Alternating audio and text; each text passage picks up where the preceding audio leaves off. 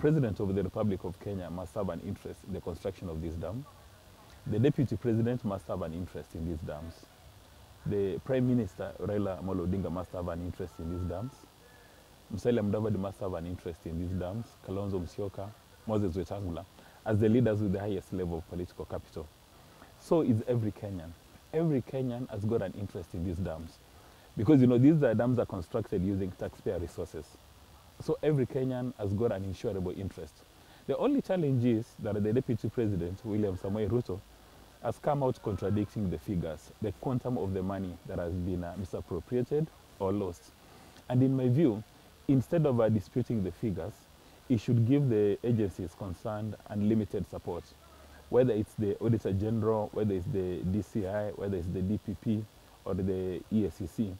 As the Deputy President of the Republic of Kenya, he should give the agencies unlimited support, so that at the end of the day, we are actually able to establish whether or not money has been stolen. Now, for the Deputy President to come on board and start disputing figures, it makes the normal Kenyan wonder. Actually, some Kenyans are beginning to wonder, is this that the Deputy President has got more information than the investigative agencies, or is he coming out to give clarity on the amount of money which has been lost?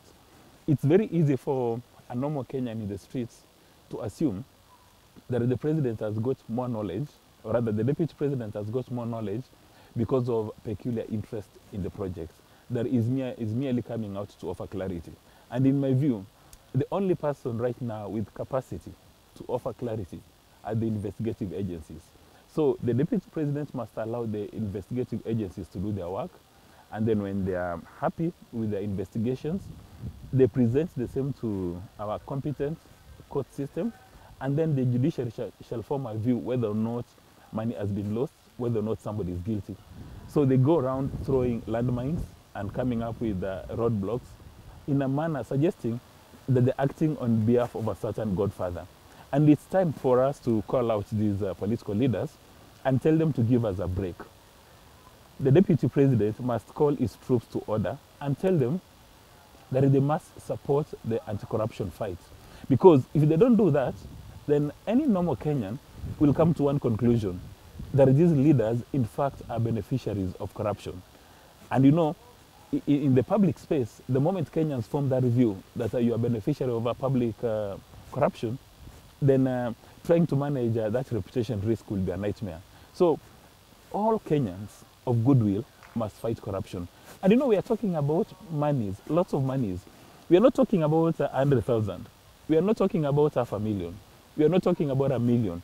We are talking about 7 billion. We are talking about 12 billion. We are talking about 21 billion. That's quite a lot of money. And in my view, any leader who comes out to say that the DCI, the EACC, the DPP, that their anti-corruption agenda is being driven by political interest has lost it, and has lost it completely. Let the DCI, let EACC, let DPP do their work. If anybody has got information around assassination, as President Kenyatta said, they should make time and go to Karura and present any evidence they have around assassination. Anybody attacking the DCI, the EACC around these issues of corruption, such kind of politicians are supposed to be treated with the highest level of contempt. Dr. Ruto must call his troops to order and give them fresh instructions to support the anti-corruption fight. Be it a cabinet secretary, be it a principal secretary, be it the DCI, the DPP, the head of EACC, they must develop immunity from cantankerous politicians. Because politicians will always engage in politicians. Politicians will always offer their views on any subject under the sun. If you want to be a successful public servant of rank, you need to develop immunity from statements from politicians and stay focused on the scoreboard. Because you're going to be judged based on the scoreboard.